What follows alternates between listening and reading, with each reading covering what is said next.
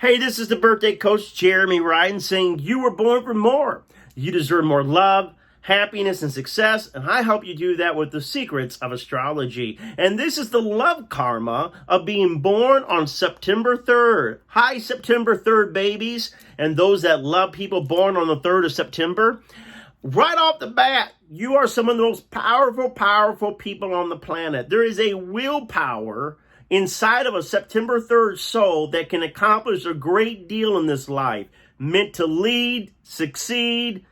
That drive of yours, nobody can compete with you, September 3rd babies. So I would love to have you on my team working for me or partnering with me, because there's not anything you can't accomplish when you set your will and your mind and your ambitions toward the things that you desire. But this is not a career video. This is a love video. That's why you're watching September 3rd. You want to know, what is my love karma? And this is where we see the biggest struggle is the love, finding lasting love. Now, September 3rd people, you can find anybody to love. You're beautiful. People born on the 3rd of September are very attractive, very appealing. Many people want to date and marry September 3rd people. In fact, many September 3rd people have multiple marriages, 2, 3, 4, 5 marriages. They're very committed when they're in the marriage, but we call that serial monogamy, where they may be married for a little bit and then find a reason to divorce and marry again. And nothing wrong if you've been divorced, and nothing wrong with, having multiple marriages. A lot of that happens in the 21st century. But I want you to have the love that you desire. And what causes some of these divorces, or what causes a lot of the frustration and the fears inside of your heart when you are in a relationship? The number one fear, and usually I save this towards the end, but the number one fear or the number one issue, if you're born on September 3rd, that really trips you up when you're dating and married, is your fear of abandonment. Now, this is pretty common when couples are going to counseling. Fear of abandonment, it's a big issue. There's a lot of people that have this, but it is acutely strong inside of the soul of a September 3rd. So if you were born on September 3rd, doesn't matter what year, your soul already came into this lifetime with a deep sense of betrayal, a sense that people will not be there for you forever, that sooner or later they're going to leave you, which ultimately you are the one that leaves a lot of people, or you find people that won't commit. But it's all, the underlying issue is the fear of abandonment, the fear that someone doesn't really love you. And this is tripping you up, because when you're dating, if you're afraid of being abandoned, then you're constantly testing, or you're constantly questioning, is this really going to be the one that's the real deal? Is this my soulmate? Is this my true love? And we all have these questions when we're dating. But if it's prominent in your mind always, is this person going to cheat? Is this person going to leave me? Is this really my true love? What you're constantly fearful of, you begin to project onto your partner. And so you see reasons of betrayal. You see reasons of why they're not being faithful. And that's not to say that many of you haven't had somebody cheat on you. But there is a subconscious energy playing out with the September 3rd that looks to be cheated, that looks to be hurt, that looks, and you say, well, that's crazy. I don't want to be hurt. Well, no, we don't want to be hurt, but that's why we're looking for it. So we can protect ourselves from getting hurt. So we can protect ourselves before it happens. So we can brace ourselves. But it's like the law of attraction. What's your dominant thought? You create. And I don't want you creating betrayal in your life. I don't want you creating heartache. I don't want you creating failure. So you just need to listen right now and accept that there's a sense of emptiness inside you that says you're not worthy to be loved. I want you to stop looking for that man or that woman that you feel is going to make you feel safe enough to be loved. Because there's always going to be a subconscious fear that you're not safe in love. So what do? You prepare yourself. You talk to yourself. You guide yourself by loving yourself. Let me say that. That was good. You guide yourself. You guide your relationship with your significant other by beginning to love yourself. You're lashing out at your partner, marriage, dating, whatever you want to call it. You lash out because of the fear of rejection, the fear of betrayal. If you love yourself more and you begin to heal those childhood wounds and you begin to lift up that inner self-esteem, which is funny because everyone on the outside looking at you sees you as the leader that you are, sees you as the powerhouse that you are, sees you as a dynamic center stage soul that you are. But just because someone is confident on the outside and dynamic in their drive and their work ethic and their will of power doesn't mean that there aren't inner insecurities. That's why they call them inner. They're inside of us. Maybe not everyone sees it on the outside. But if these insecurities on the inside, if we're not careful, they will erode our relationship. So we see relationships crumble.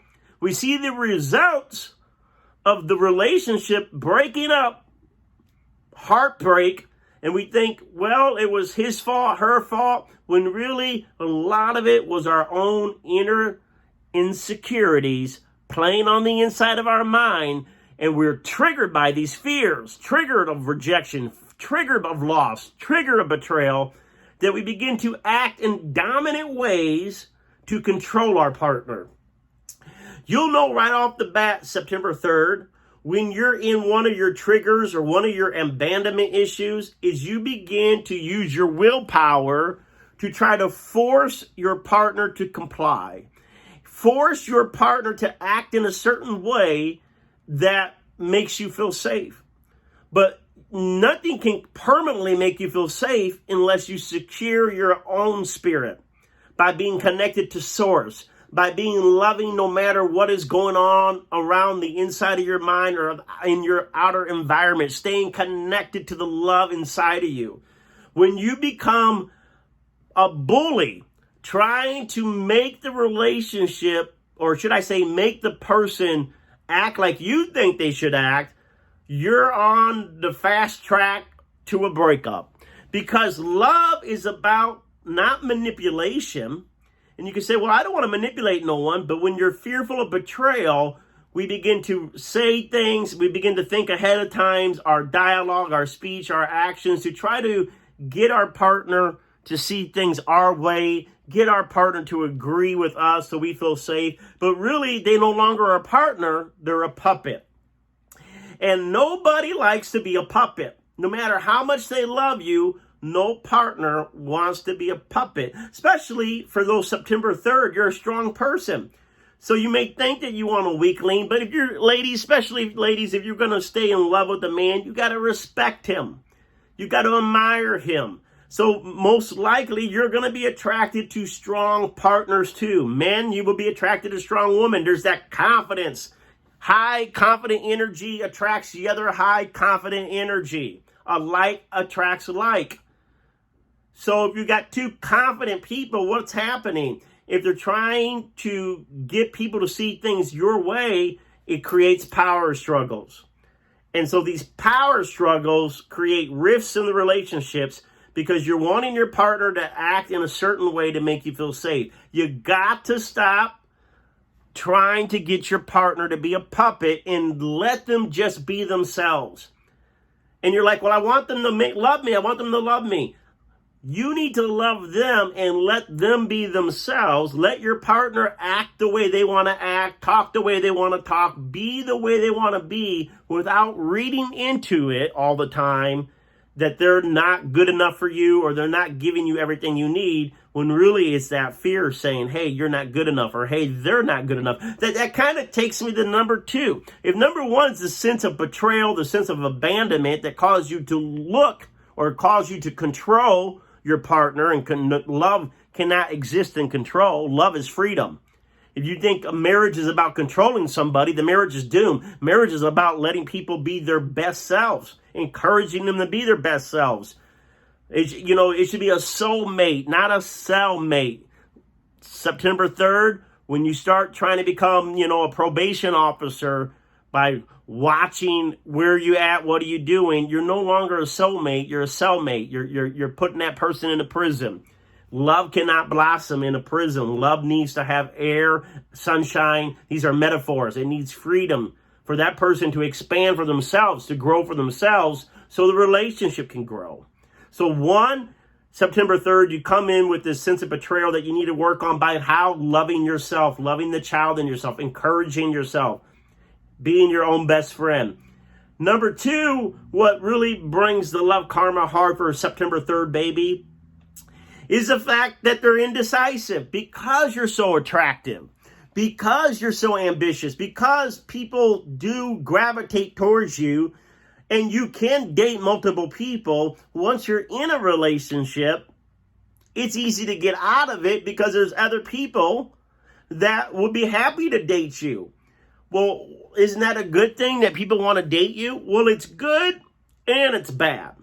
It's good because you got choices out there. You don't have to be alone. There ain't no September 3rd baby that has to be alone. If you're alone, you choose to be. If you want to be in a relationship, you're more than beautiful, intelligent, and strong enough that many people would admire to be your partner. But the problem is this: because many people would admire you, when you're in that abandonment mode or you're in that mode of fear and there's a lot of power struggles going on in the relationship, what happens is you're like, hey, this ain't worth it. I'm tired of fighting. I'm tired. Hey, if you're not going to respect me, there's someone else that will. So you see, we tell the story. We're not realizing our abandonment's causing us to go into a power struggle because we're trying to control somebody. Nobody wants to be controlled. So it starts all this fighting. And then a September 3rd is like, F this, I'm not going to fight. There's plenty of people that want me. And because there are plenty of people that want you, what happens is you go from relationship to relationship. Yes, it may last 3 or 4 years, but we can go to the next one. So when you get in a relationship, there's a lot of indecisiveness. Is this the right one? If you can only date one person, you pretty much, that's it. You don't have to think about it. You make it work. But if you got multiple people, then that's where all these questions come in. Can I do better? So if you want your love life to be great, don't jump to the next person just because you can. When things get hard, that doesn't mean that you need to jump to someone else that seems to be giving you a lot more attention in that moment. You like the attention. Nothing wrong with that. You deserve respect and you deserve to be admired. But even if you jump to the next one, sooner or later, there's going to be the lover's spat. There's going to be that lull. There's going to be that time when they can't give you that attention. And someone else will give you what seems like greater attention, but it's just because they're new. So I'm not saying that you can't ever, you should have to just marry one person or stay with one person. This is the love karma. Love. This is the love episode. How you can have better love, more intimacy. And what I'm telling you is don't take opportunities just to jump when things get hard just because they're there, because you're going to repeat the same cycle over and over with the next person. Now, so let's keep recap. Number 1, you got to work on the sense of abandonment. Number 2, you got to stop being, indecisive. Just because you can get different people or once you're in the relationship, is this what I want? If you want love to grow, there has to be a commitment. Yeah, you can commit, but I really want you to commit for the long haul by not allowing those questions to dominate in your mind. Not allowing those questions room. I love this man, and you know what? Let's make it work. Let's not wonder about all the other men or all the other women. And that's number 2. One of the reasons why you would jump from relationship to relationship, not all of you September 3rd, but why it happens, and this is another reason, reason number 3 is your pride. And love karma, you have a high pride in your love. And what does this mean? You like your partner to look good as you look good. You like your relationship status to be good. But because you are so driven and so ambitious, and because you are, a leader and you're a go-getter and want to succeed, there's a lot of pride in yourself. And there's nothing wrong with pride. Usually the more powerful a person is, the more pride, the self-pride they have. But what's hard about having self-pride in your work or in your career, what makes that hard in love, is it's not easy for you to ask for help when you need it.